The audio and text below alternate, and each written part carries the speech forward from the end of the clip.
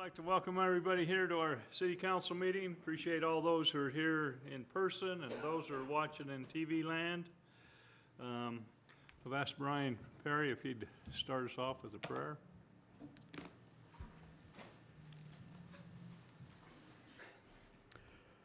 Father in heaven, we're thankful for this day, and we're thankful for this opportunity we have to be here together and discuss these matters of business for the city. And we ask you to guide us with the direction that we need and the ability to make good choices on behalf of our city and our citizens. And we pray for these things in the name of Jesus Christ. Amen. Amen. Thank you. I've asked Councilman Gordon to lead us in Pledge of Allegiance. Would the audience please rise? Please repeat the pledge.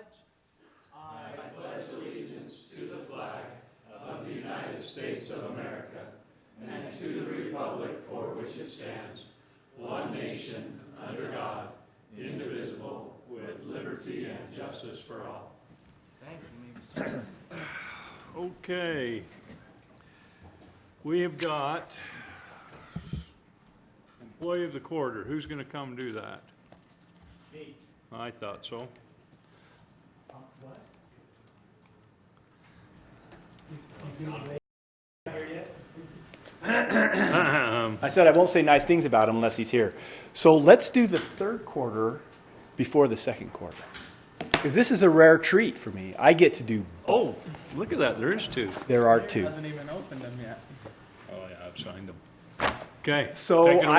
I was gonna start with the second quarter just because I'm very chronological, but we'll start with the third quarter. So the third quarter is also my employee that won the employee of the quarter. And I hope that you all know him. I hope you are lucky enough to know Brady Taylor. He has worked for me for 18 years. 18 years he has been my employee. He actually started on the boring crew when we very first started this project. So he was part-time, actually kind of a full-time temporary employee, and has worked his way all the way up now to where he is actually the customer service manager. So everything that is customer service facing, Brady handles that. So he does handles the people who do the installs. He's the manager of those, and the people who do the service calls, and also the network operations center that answer the phone. That's all Brady. So I tell you, I am very proud of Brady Taylor. And this is the kind of thing, you know, there was somebody, sorry, I get a little emotional about this, but there was somebody who said that the city was a stepping stone city once. And a lot of us knew better. A lot of us firmly believe and know better. And Brady Taylor is one of those examples of not being a stepping stone city, of somebody who can start at the very beginning with us and just be an incredible employee.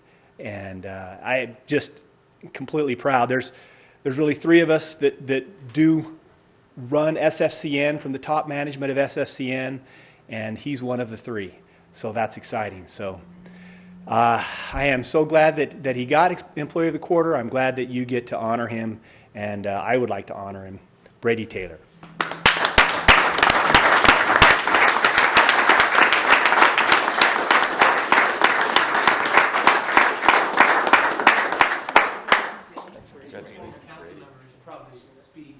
Oh, that's right. Thank you. In Levan. He was a council member in Levan. And I think he ran for mayor down there, didn't you? I'm not a very good card player. That's right. They drew to see Yeah, he lost in a card draw. Sorry to bring that up. Well, lucky at love, unlucky at cards, or something And like when that. you only got 50 people to choose from, what would you Whoa, Mayor. Hey, I love Levan. I got some. So let's go from one of my old-time, and I don't mean to say old in the sense of age, old-time, long-time employees to one of my newest employees. So in the second quarter, we also had somebody from my department, and so that's why I say this is a rare treat that I get to have two. So this is really cool. This is a guy that I've only known for a couple of years, and he is so deserving because he is one of those rare breeds of somebody who can be technical and highly capable, but also such a good person and so easy to get along with. Some of us sometimes, us technical people, we just are not that easy. Our personal skills aren't as good as our computer skills, and I am guilty of that. But this guy has both, and he has just done a tremendous job. I get so many compliments about him and the work that he does for the other departments, because he works in the IS department, whereas Brady works for SFCN. He works in the IS department. His job really is just to support all the other departments and with their computer systems and their networks and those kinds of things, and the phone system also. And he just does an incredible job, and I'm really proud of the work that he does and his ability to just, because we take customer service serious all the time. We want everybody to be customer service centric, and Jake Estep has really done a wonderful job. We have had some discussions about how to pronounce his last name, however, and he had the best answer, because some people say Estep. I say Estep. Others say Estep. And so I asked him today, let's get the definitive answer. How do you pronounce your last name? And he said, probably neither of you are right. None of the two are right. He goes, both the E's are silent. Oh, that's not really true. Stip. So Jake Stip. So we are honored that he also is Employee of the Quarter for the second quarter instead of the third quarter, Jake Estep.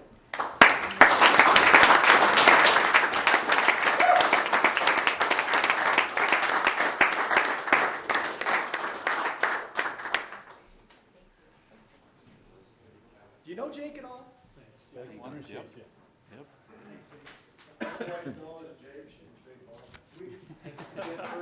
and John and council for a picture really quick, and then we'll go to break.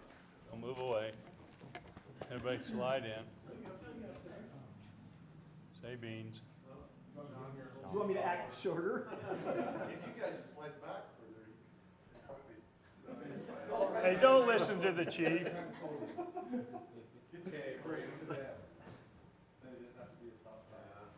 Stand up, Brady. Look at Mercedes back there taking pictures too.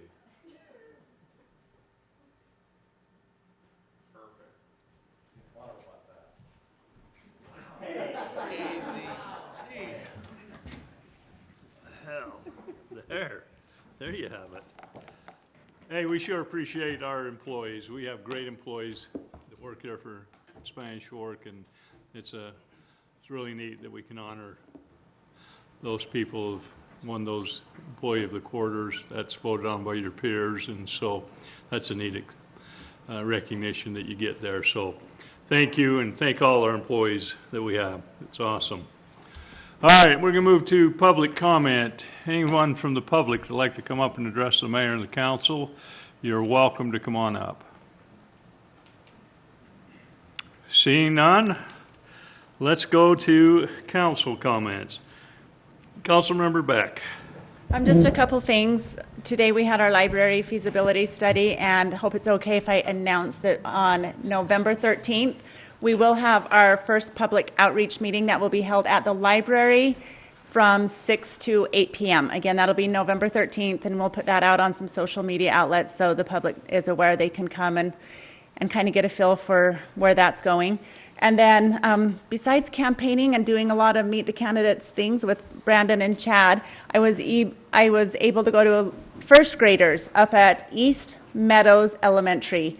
And I talked to 100 first graders, kind of telling them all about how a city works. And it was fun. They even asked how things were going to get paid for. And they were really inquisitive. So that was probably my funnest Meet the Candidates over the last 2 weeks. But I don't think any of them are going to vote. Anyway, that's all I have.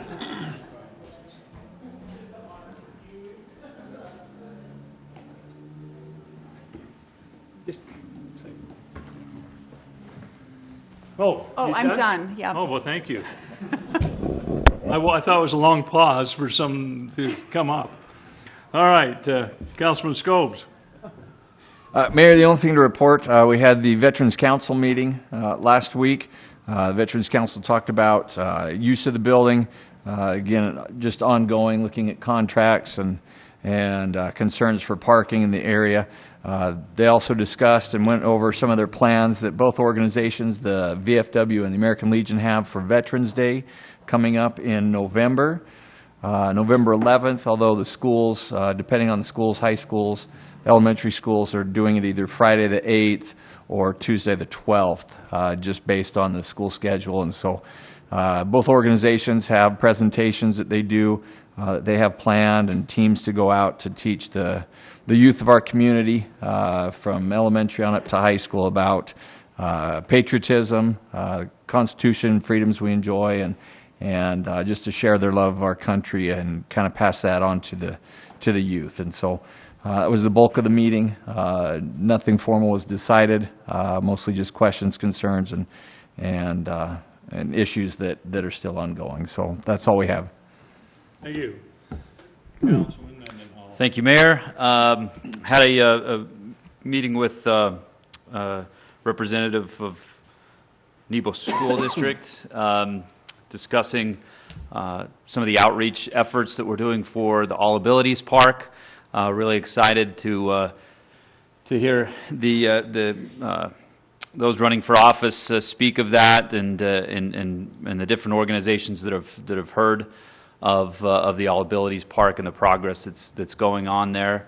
The reach out to the district was about some of the meetings that are up and coming to talk about some of the input from different families and different abilities of how that park should look. And again, can't say enough about I'm sure everyone's heard the news now about the more than generous donation made to the city that makes this possible and puts it on the front step of mind with the council, but with the whole city as well, to see that through. Just really exciting stuff, and I'm excited for the upcoming weeks of how that starts to take shape. So look for more news coming up about that.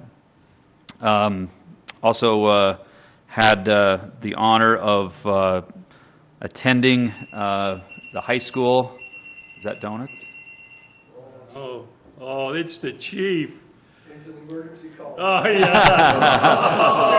Like that's gonna. What it was, then we'd have to make some other kind of arrangements. Yeah, well, make sure you get that in the notes in the minutes if the chief's phone went off. He knows the consequence for that.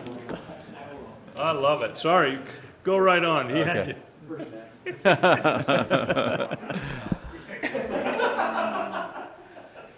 Thankful for the Spanish Fork Active and Healthy group, to Susan Chapman and the committee to put together the what do you call it? The screening of screenagers last night. The mayor and Mrs. Mayor was happy to attend there. Nash there is nearly a teenager, so we took him, but really excited. You can see from these pictures that auditorium where Brandon, I mean, how many times did you miss what was supposed to be going on in there in high school? But we about filled it up. It was at least halfway full, don't you think, Mayor? Yeah, a lot of people. For Awesome. an hour-long movie about the digital age with teenagers, and talking about different peoples and different doctors, studies, and Council Member Beck, who was there as well, and was just proud to see the collaboration of a community there. It really does kind of fill your heart and choke you up when you see volunteerism like this and a community stepping up to say, hey, you know what, again, the cavalry's not coming to try to figure out some of these problems, and maybe we can do all we can as a community to help parents and help teenagers be better people. And so the question and answers after were good, and again, I just think I think the staff, Seth, the administration, Dale, the mayor, for completely latching on to this vision and carrying this torch. Again, I think it's an initiative puts us up well when you stack it up against what other cities, what other governments are doing, and that we're trying to take care of our community and have access to resources like this. So very cool to be with a bunch of neighbors and friends and leaders in the community last night, and look forward to more of that happening. So thank you for offering that, not just as a council member, but as a parent that's got a teenager with an iPhone and trying to navigate through that and figure it out as well. So a lot of good things. I told Nash, yeah, bring your phone, because at the end of this, what we do is all the kids go up there and put your phone on the stage, and we hit it with a hammer. And we didn't, but he left it home. He came, but he left his phone home. So it was good, very informational. So thanks, Mayor. That's it. Good, thank you. Councilman Gordon. Mayor, I was able to attend a New Era board meeting. New Era is the group that we are partners in with our garbage district, and we share in our landfill out in Bayview on the other west side of Utah Lake. And so up in Murray, met with that group, garbage mines all over the state of Utah, and discussed buying $1 million compactor for the landfill area and a new scale house and a lot of the things that are going on out there. One of the great things about New Era is it's really a group that should be talked about more, where a lot of entities in the state were able to come together and join in this group. And it was something that we're very proud of, that group being put together. So it's always good to get to those meetings, and we approved the budget with that group, and so lot of things happening. We've been almost a little over a year now with the manager out at that location, and he's doing a lot of good things to earn the trust of the employees he manages and the things. So a lot of good things happening out at Bayview that part of our New Era group should be proud of. The other thing I would mention, our chamber has a lot of things going on this time of year. You've seen the scarecrows on Main Street. You can vote for those on the chamber website, and I invite you to go vote for those different categories of scarecrows. People put a lot of time and energy into those. So SpanishForkChamber.com /scarecrow. So you can go there and vote. And then we have a South County Business Summit coming up, and that's October 23rd, and it's most of the day, $30 cost, and that'll be basically all of South Utah County for a large business opportunity. Farmers Market continues to go on until you can tell it's whittling down. We're losing growers each Saturday, but we'll be there another few more weeks. So we invite everybody down here to the west parking lot of the city offices on Saturday mornings from 8 a.m. to 1 to enjoy locally grown produce. And the last thing, two more things. Noon networking luncheon is tomorrow for the business community. That's at noon at the High Chaparral Fairgrounds. And then when is Trick or Treat on Main? Saturday, the 23rd. 26th, I think. The 25th, or it's a Saturday. Saturday, the 26th at 1 p.m. on Main Street. Bring your little kiddos for Trick or Treat on Main Street. Be prepared for the masses to be out. So appreciate the Chamber for helping correlate all of that. It's another wonderful event that our community has for it. And that's all I have, Mayor. Right. Councilman Argat. Thank you, Mayor. Just a couple of things. So we had our senior citizen board meeting. Just report that everything's going well. I'd also like to give a little shout out to our director, Verna Joe. Over this last couple of years, when she came here from Springville, she brought with her a unique thing that she has the ability and the knowledge to look for grants that benefit the senior citizens, and she has continued to do that. We bought a new dishwasher that was, as much as it cost, it must stack the dishes and put them in the cupboard and everything else, because it was a lot of money. But she got grant money for that, and she continues to get that for a stove and for countertops. And those grants are awesome and help the senior center, and then also help Spanish Fork City because we're not having to buy those amenities. And she's done such a great job with that center, and they just love her down there. And she's just been an awesome asset to our community and to the seniors down there. She asked me also to give a shout out to SFCN, Channel 17. Pete and Travis, they are so willing to help them with pictures. And I also give a shout out with Meet the Candidate. In fact, we just had one today, and Pete's at every one of those and films them so that they can be watched by the community, and Travis and all those that work with him.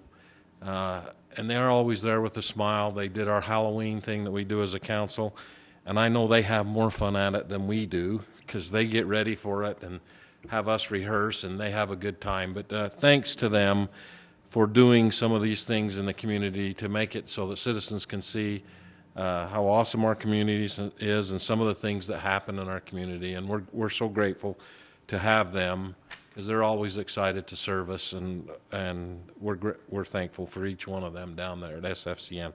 Thank you, Mayor. Okay, thank you. I've just got a couple items. The first item I need to talk about is I got a new granddaughter today, so I'm pretty excited. Yeah. You know, you raise these kids, and then the payoff is the grandkids, you know, so it's good. That makes number 10. So now I've got 6 grandsons and 4 grandbabies, girls. So it'll be good because this one is going to be in Utah County. The other 3 girls are down in St. George, so I'll get to spoil this one a lot more being up here. The other thing, one of our dear friends and citizens passed away Sunday morning. That was Bob Backman. I think he touched the hearts of a lot of people. He was a teacher down at the high school. He also worked for Spanish Fork City in the rec department for years and years and years. And so he was a great asset to our city and also to the community. And so he'll be sorely missed, but I think he's touched a lot of people's hearts, and I just wanted to shout out to him and his family and let him know how much we appreciated him and for all he did. Okay, let's move into Spanish Fork 101, general election, vote by mail. And female. I was waiting for it. You notice I led into that for you. Bet it to me.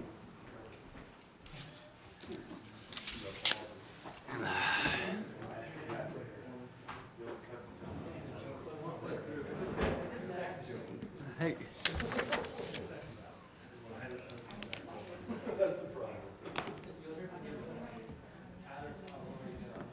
All right. Well, we have been out of the elections game. We got to bye the first round.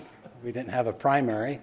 So our citizens have taken a respite from voting when some other cities have had a primary election. Our election this year is just the general election.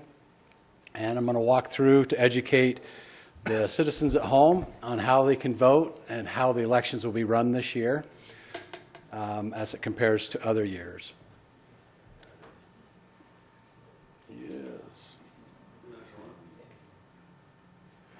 So I've shown this picture before. Around the world, people vote different ways. In other countries, you stick your finger in a blue dye, that tells you voted. In other areas, those are voting booths that the helpers there are ready for the people to come alphabetize, ready to vote. Many of our residents remember voting in schools on election day, trying to get home in time to vote at schools, to stand in the line for an hour or so inside a school hallway waiting for an opportunity to vote. Our state and our city and our county has decided that we're going to go to vote by mail. City elections are usually in the odd years. So every year there's an election of some sort going on, but our city elections are in the odd years, and we rotate between half of the councils one year, and then 2 years later, half the councils the other. And so this year, we're in the 2019, it's the 3 council seats. 2 years ago, it was the mayor and 2 seats, and then in 2 years from now, it'll go back to the mayor and 2 seats. So when it's a municipal election, usually it's just the city issues that are on the ballot. Sometimes the county will add something onto our ballot and ask us to vote on an issue that they might have. Sometimes on a county election, we ask them to put something on their election. Last year was the RAP tax. So if you remember, last year we did have an election, but it was not in a municipal election, but it was the RAP tax, and we piggybacked on to the county's election. So the county goes in even years, and then the presidential one is every 4 years, which lines up on the county election on those bigger elections. So again, we're the odd years, and this is 2019. This year, like they did 2 years ago, the county is administering the elections. Many years I've administered our election here in our town, training our election judges, having 7 voting places, 17 districts combining into different places. But with the vote by mail, the county is going to handle and administer all of this election and give us the results at the end. We do a small amount as far as registering the candidates, doing some of the advertising, and then the rest of it's mostly administered by the county, and then they send us a bill. It's expensive. I won't kid you that the elections are expensive when it's administered by the county, but it's hoped to give a better return because of vote by mail. What will happen is the county will create and mail out all the ballots. Those ballots will go to active registered voters. So number one, if you are not a registered voter, you will not get a ballot in the mail. So you need to be a registered voter. Then, when the ballots are returned, the county will validate the signatures on those returned envelopes, process and count those ballots, and then give us a result back. And so what comes back to me as the election officer will be this result back to the county at the end of the election. And it's usually, we get a tentative total the night of, but then they have to allow for the voting and the mail to, as long as they're postmarked the Monday before, they can trickle in for up to about 2 weeks, and it'll be added on top of that election night. So what is vote by mail? It's kind of like absentee. You'll receive a ballot in the mail. You should get those ballots start to appear today. So many of you, if you go home tonight, look for this letter from the county. It has your specific ballot that is tied specifically to you by barcode. And so when you open up that ballot, we'll talk about this in a minute, don't put your wife's ballot back into the wrong envelope with the wrong signature, because it needs to match by a signature they're going to look at. So I'll come back to that in just a minute. But it's mailed to just the active voters. So that's the important thing. If you want to receive ballots into the future, you need to be actively voting. And so each year you need to make sure you go vote. If you miss a year, that won't put you in inactive status. But if you miss 2 years or you miss a presidential year, then you might fall into inactive status. So try to vote every year that you can. Inside this envelope that you're going to receive will be instructions on how to vote, how to give you instructions on where to sign on the envelope that you're going to mail it back that has your signature. This year there'll be postage paid envelopes, so you do not need to put postage on the envelope. You can drop it into the mail as long as it gets postmarked the Monday before the election. So Tuesday's election day. If you take it to the post office late Monday night, guess what? They're not going to pick that up until Tuesday morning and postmark it incorrectly, and it will not be validated when it gets to the county. So make sure it's postmarked on that Monday or before. You don't have to mail it on the Monday. You can mail it tomorrow. If you get it today, you can mail it tomorrow, mail it back in. So again, Monday the 4th is kind of a key date if you're going to mail it back in through the U.S. mail. The voter's signature then is validated at the county level before that envelope is picked up. So usually what will happen, let's take the scenario of the envelope comes to me, I open it up, I have an envelope to return it in, and I've got my ballot. So I have a ballot right here. So if I'm going to vote, I would vote my ballot, fold it up, put it into the envelope, sign the envelope in the affidavit section, and then you close that into the security part of it. So it is the signatures on the outside of the envelope, and the ballot is on the inside of the envelope. You mail that back in. The county then is going to barcode that envelope with that specific voter's information. It's going to pop up on a screen for them. They're going to look at the signature that you have registered with over there at the county on your voter registration, and they're going to look at the one that's on the envelope. If they match, then your envelope goes into the pile to be opened and to be processed the rest of that ballot.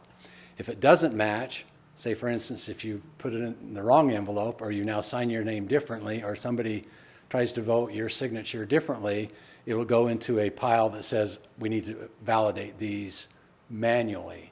And so usually what that means is they'll call that up, and they may call the voter and say, we notice a discrepancy in this, in your signature. Did you intend to vote? Did you know that you didn't have the right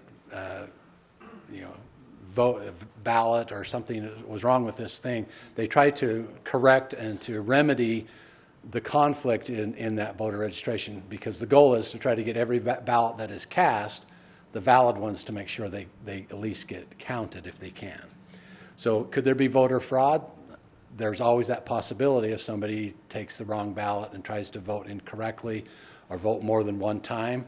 So if you vote more than one time, as soon as they scan that in and that voter has already voted once before, that envelope is then discarded, meaning that voter has already voted, and so you cannot vote twice. So before they even open up that envelope. So I'm going to walk through a little bit more of these. So the most important thing is to make sure that you're registered. If you're thinking right now, I just moved to Spanish Fork in the last year, I don't know if I'm registered or not, you can go to voteutah.gov, put your personal information in, your address, some sort of personal information. Voteutah.gov is run by the state, the Lieutenant Governor's office. Then you can see if you're registered as a registered voter, and then you need to look and see where you're registered. So if you used to live in Provo, you might be registered to vote, but you're registered to vote in the Provo election, but you live in Spanish Fork. It's kind of hard to do that, and you would want to vote in Spanish Fork. So you'll need to get that corrected, and I would suggest at this point we're after the 30-day mail-in voter registration. You can go online, and you can go over to the election office and correct that voter registration.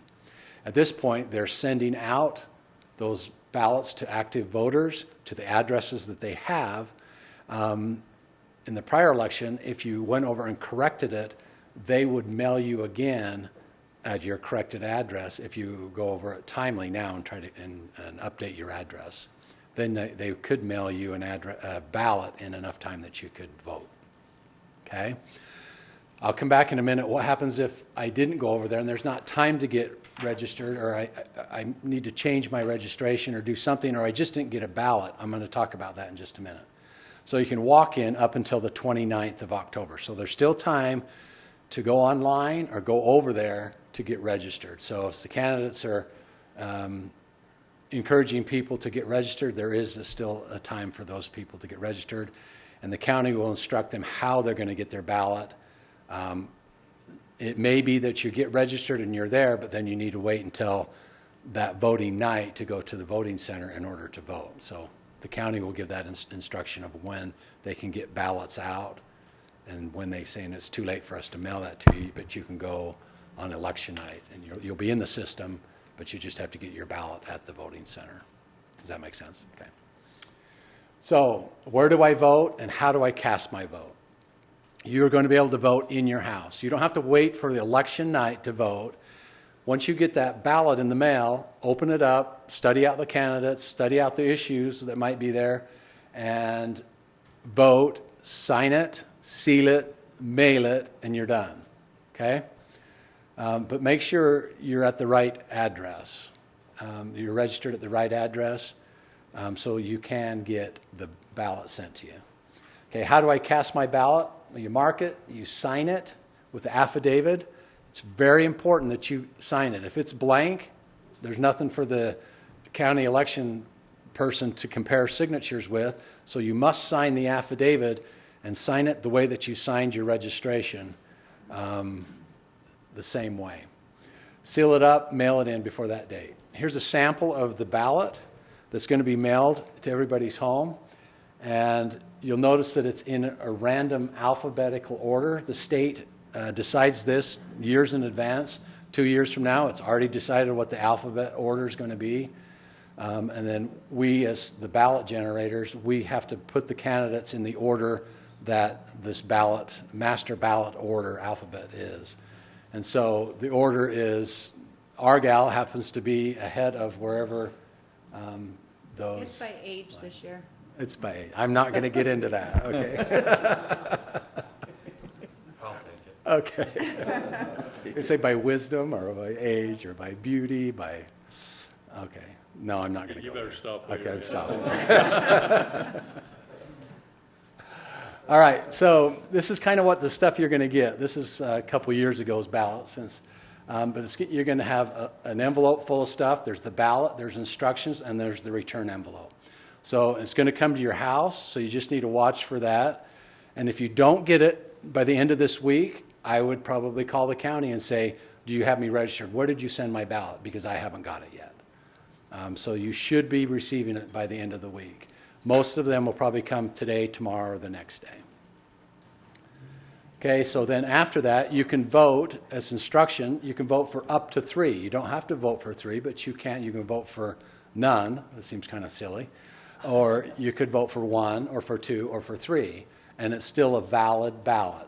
If you vote for 4, it's not valid. They're going to throw it out. If you vote for 5, then you got to write somebody in, but it doesn't count anyway. So you can vote for up to 3. Now, when you're done and you're ready to mail it in, you can put it in your mailbox. You can take it to the post office, or you can bring it here to the city office and drop it off in a brand new ballot election box, which is in the parking lot. And so here I've got a picture of it. There used to be twins out there, but now it's triplets as far as a mailing box. So it's the middle box, and you can see there's a place to put it in right here. This box is going to be locked shut the whole year except for today until election day. Okay? Then they'll come and unlock the top so you can drop stuff in. Otherwise, it's going to be sealed up so you don't get a lot of carnival treats that might be dropped in there when the carnival's in the parking lot, which we get in our utility box.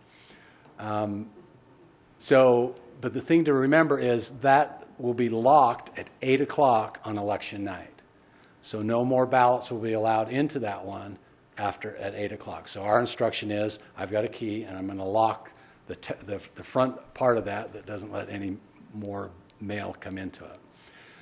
So if you got your ballot today, you feel good about who you're going to vote for, you voted, you seal it up, you could drop it in the U.S. mail, or you could come and drop it in the middle one or the blue one, I guess, at this point. If you drop it in the middle one, the county will come and pick that up every day or two whenever the county, they're in charge of, once it hits into that thing right there, it's the county's. It's not my election. The ballot is now on its way, being secured, that it's returning to the county. Only the county officials will get into that and empty that out. Okay?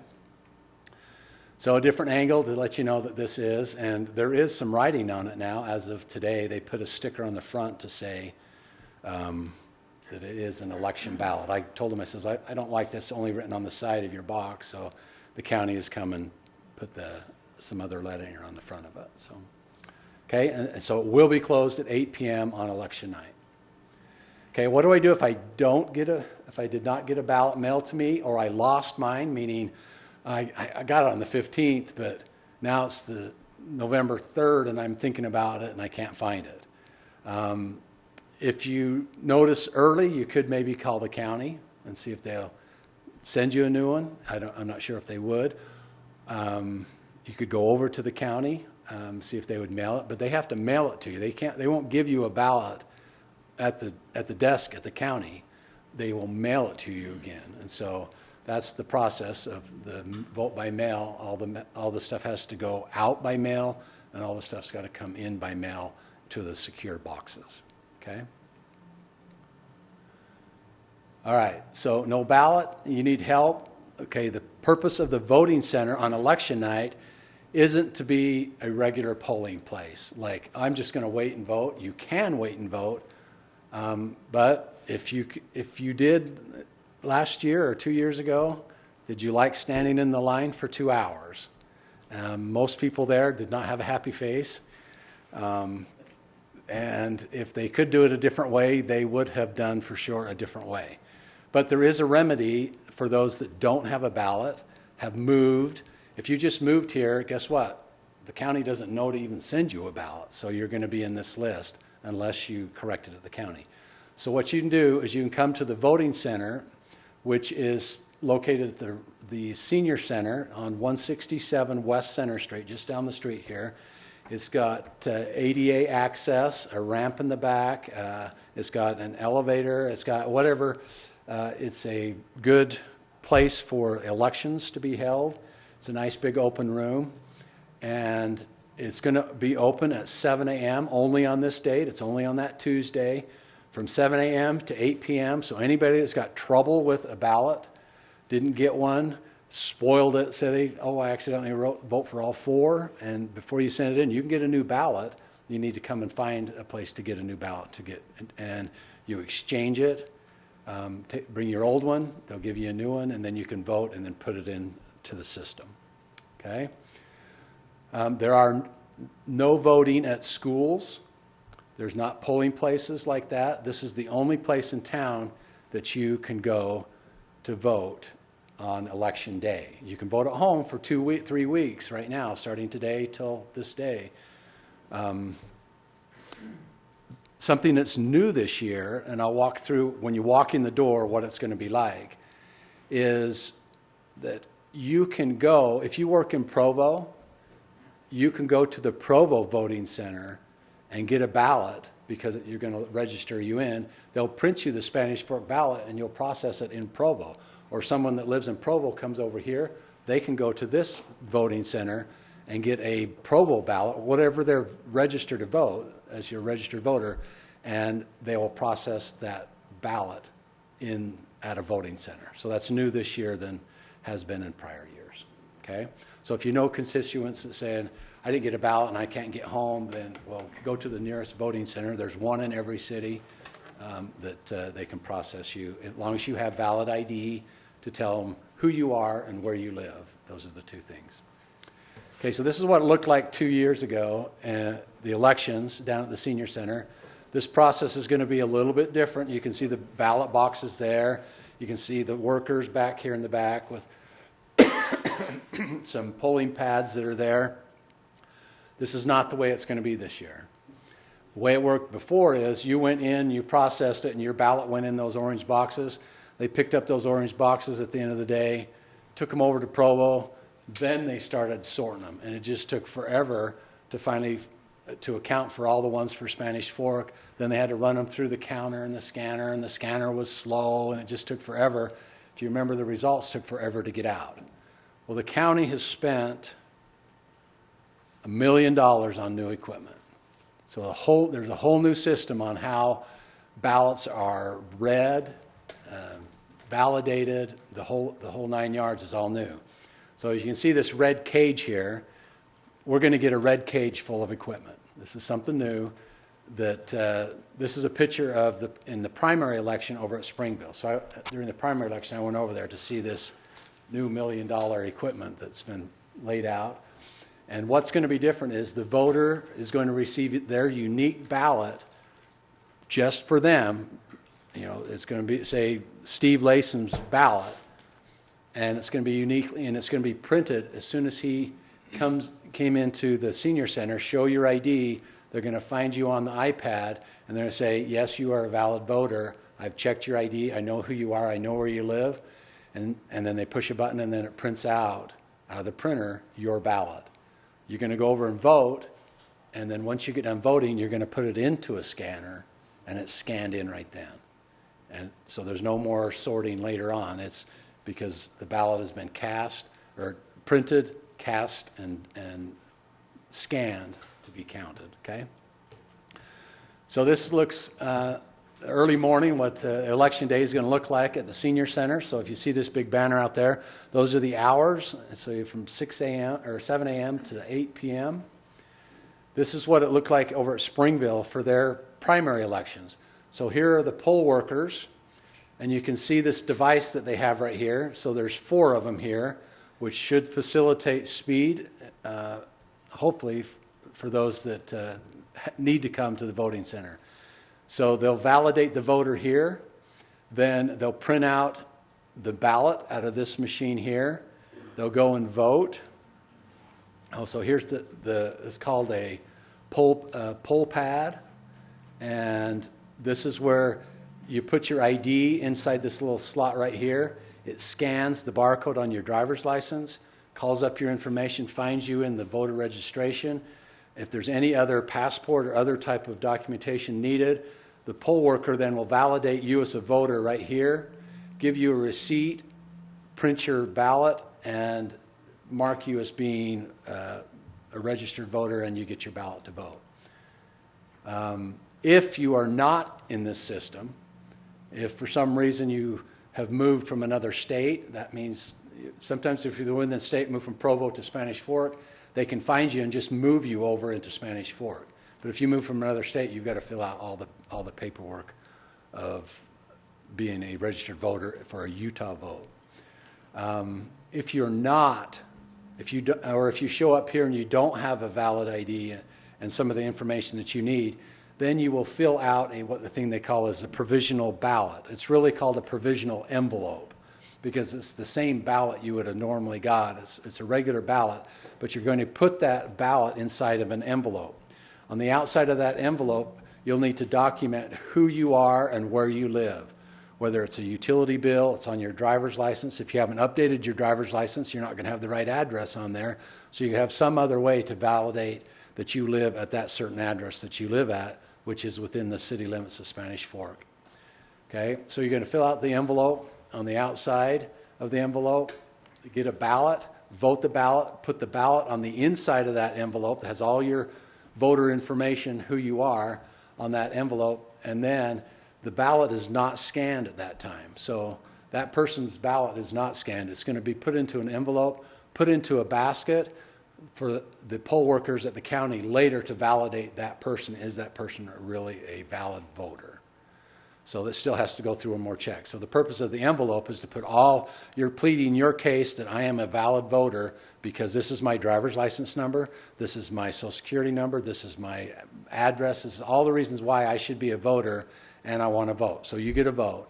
But then later they'll validate whether your information was correct or valid, and then you can check with them later to find out, did my vote go through or did my registration get invalidated? What they do with that envelope then is they put you into the system, so now you are registered. So next year your name should show up and be into the cycle, and they use that envelope as a voter registration paper also. Okay? Okay, it just takes a little bit of time because you have to fill out that outside the envelope. So you need to allow a little bit of time at that voting center if you need to fill out a provisional envelope to put that ballot in.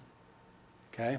So this is the scan guy that catches or that scans your ballot, assuming you didn't do the provisional envelope and that you got your ballot, you just lost it or you need to reprint it. So you reprinted your ballot at this voting center, you voted the ballot, and now you just put it through this scanner thing, and that takes your vote and puts it into the system, and the ballot then is just archived, okay? So you can drop off your ballot early, as long as, if you can send it through the mail, just do it on the 4th. And the 5th is when you can go to the voting center to get some help. So this is just a little history of what the turnout has been over the past in 2007. Back when we had paper ballots, primary election is the P and general election is the G. So you can see the turnout is pretty dramatic between 16 to 51. The ones that have just Gs were the years we did not have a primary. If there are certain election issues that are on the ballot, that's always a big turnout to get people to vote. I think in 2007 might be the voucher one. I don't know if that's the ALA, the charter school voucher. It might have been that one. I don't know. But vote by mail last year got to be 38. And in summary, we've already talked about these. Utah County is doing, the whole state is doing vote by mail. The county's administering ours. The city will get a bill from the county. It's based on the number of ballots they mail out. So it's like $1.80 per ballot they mail out. That's supposed to cover the processing, the printing, the postage, everything else. So our bill will be several tens of thousands of dollars to run the election. The voter needs to get registered. When you get your ballot, vote, sign, seal it. Make sure you sign that. I can't stress that enough. And then have it mailed before the 5th on that Monday. And then hope everybody gets registered and goes. So the last little bit I want to tell you about is there is information on our website. There's a sample ballot there. There's information about the candidates. There's prior election information that's there in the city newsletter. There's information that's been about the elections in that capacity. So I encourage everyone to, over the next week, to look for your ballots in your mailbox, to take those out. And I would encourage you to vote soon so you don't lose them. But you do have up until that Monday before if you wanted to wait to do that. Anyway, I think I've covered everything. Just remember, in the parking lot is a new drop box that you can actually drop your stuff off. You don't have to come into the city office. You can just drop it right there in the parking lot. Thank you. Sure you got it all done? Got everything covered? I mean, we could have voted by the time you gave all that information for the whole city. I'm giving all that information to the good citizen at home. Thank you. Appreciate that so much. Okay. Motion to approve the consent items. Well, before we do that, We're not going to do that? we got a We're little talk about one of them? change. Got a little side note that Dave's going to talk to us about. Item D, the SOMAS contract, we received direction from the city attorney recently to make a couple of changes. One involves a liability limit, the other one involves the consultant's responsibility relative to any GRAMA requests that are received. The consultant's making those changes. I ask that you approve the contract subject to the city attorney reviewing that and approving it.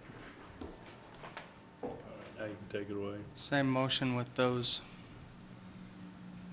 stipulations. Got a motion by Councilman Gordon, a second by Councilmember Beck. All in favor, say aye. Aye. Okay. Public hearing, ordinance 24-19, making amendment to Title 15 considering the piping of irrigation ditches. Thank you, Mayor. So our ordinance for development, if somebody comes in and wants to do a subdivision, requires certain improvements to be done. One of those improvements is to pipe ditches that are within the project area. We've had a little bit of confusion with ditches that are maybe on a property line, but on the neighboring property, and for the safety of children, still ought to be piped. So we created a change to clarify that, and we're just saying that if it's within 10 feet of the property line, then we consider that adjacent. It needs to be piped. We also allow the council to waive that requirement. It's over 50 CFS. Now, that's a lot of water. The idea there is that can look like a stream and look more natural. Maybe you can put a trail along it and make it an amenity versus just piping it. The other exception is if it's less than that, the DRC can waive it if it's in a commercial or an industrial area. Finally, based on state law, you have to coordinate all this with the applicable irrigation company. And then we've added the last paragraph that just indicates that developer is responsible for the safety of the irrigation ditch while it's being piped, while that construction work is taking place. So this is time for public hearing, and maybe we can address questions after that. Okay. I'd entertain a motion to go into public hearing. So moved. Second. A motion by Councilman Scobes, a second by Councilman Mendenhall. All in favor, say aye. Aye. We're in a public hearing now. Anyone that'd like to come up and talk about these changes, you're sure welcome to come on up. Seeing none, I'd entertain a motion to go out of public hearing. So moved. Second. A motion by Councilman Gordon, a second by Councilman Argal. All in favor, say aye. Aye. Any questions, comments? I move we approve ordinance 2419, making amendments to Title 15, considering the piping of irrigation ditches. Second. A motion by Councilman Mendenhall, a second by Councilman Scobes. This will be a roll call vote. Councilman Argal. Aye. Councilman Beck. Aye. Councilman Gordon. Aye. Councilman Mendenhall. Aye. Councilman Scobes. Aye. That passes. New business. Ordinance 25-19, creating Chapter 72 of Title II of the Spanish Fork Municipal Code, establishing voter participation areas for referendum and incentives. Thank you, Mayor. So in the last legislative session this past January to March, the legislature adopted a new law that divides the cities based on your size into different districts for referendum initiative purposes. So this is a new ordinance that we are creating that just indicates that the contiguous areas that we are doing are as shown on the map, or they're looking for it, that anybody initiating a petition for a referendum or an initiative needs to follow the requirements of the state law, and that these districts are what are applicable. So based on the size, the state said you're going to have either 4 or 8 generally districts. Our size, we get 4 districts. The county clerk actually has done that. It's based on a number of registered voters. The idea is that they need to be close in size based on your registered voters, and so hopefully they'll be able to find that. But the county clerk actually is the one who created the map for us and sent it to us. We're just now adopting that, and this is pursuant to the state law. So questions on that? Any questions? If not, I'd entertain a motion. I'll make a motion to approve ordinance number 25-19, creating Chapter 72 of Title II of Spanish Fork Municipal Code, establishing voter participation areas for referenda and initiatives. Second. Got a motion by Councilmember Beck, second by Councilman Scobes. This also is a roll call vote. Councilmember Beck. Aye. Councilman Gordon. Aye. Councilman Mendenhall. Aye. Councilman Scobes. Aye. Councilman Argal. Aye. That passes. Okay, DAC Swenson annexation acceptance. Thank you, Mr. Mayor. The subject property with this annexation is located essentially north, immediately north of the Revere Health facility in Salem. I ask tonight that you simply accept this annexation petition for further study. That does not obligate the city council to take any particular action in the future, but it does start a formal process that we're legally required to go through before you can act to either approve or deny the annexation petition. Hey, anybody have any questions or comments? Can we just confirm the red dotted line, Dave? Is that the current boundary line? Yes. Anyone else? If not, I'd entertain a motion. I move we approve the DAC Swenson annexation acceptance for study. Second. A motion by Councilman Scobes, a second by Councilman Mendenhall. All in favor, say aye. Aye. Any opposed? Passes. Development agreement for Annie's Acres Master Plan Development. Just a couple of months ago, you approved an amended preliminary plat for Annie's Acres. It's a master plan development, which means that they are given some ability to deviate from specific city standards from a zoning perspective. And with that, there are some additional requirements that fall upon developers relative to architectural design and some different things like that. One of the conditions of approval that is a part of your approval of the amended preliminary plat was made at staff's request that the applicant be required to enter into a development agreement. In this case, really, we felt like that agreement is appropriate and necessary to very explicitly address a concern that we have relative to how much construction can happen, that is how many new homes can be built in Annie's Acres before additional accesses are built. That's articulated in two different ways. One of the ways pertains to how many homes can be constructed before a second access is built in Annie's Acres itself. Another provision addresses how many homes can be built in Annie's Acres or adjacent developments before a street connection is made to Main Street. And the other issue that we appreciate clarifying with an agreement of this nature has to do with phasing and when specific improvements will be made over the life of a development. In this case, what we're looking at right now is a phasing plan that would really involve 6 different pieces, 6 different phases of the project over its lifespan, and it does articulate what improvements would be made with each of those different phases.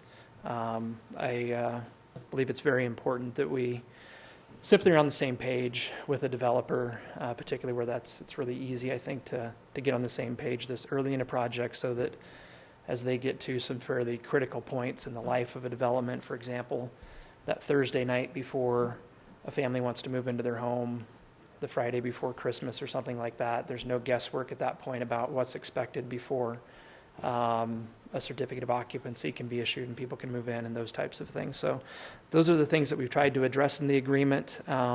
This is the first time in some time that we've presented a development agreement for the council's approval, and if Mr. Baker or anybody else wants to comment on this, I think it's our hope ultimately to get to the point as these will, I believe, become more routine, to have them on your consent agenda. If that's something that you're comfortable with, and if that's something that you'd like to talk about now, we're certainly happy to do that. But we do hope that this becomes more the exception than the rule, as we try to be more explicit at the time that a project's approved than we have been in the past. That is relative to what's going to be required of a developer and when. Any questions, comments? If seeing none, I'd entertain a motion.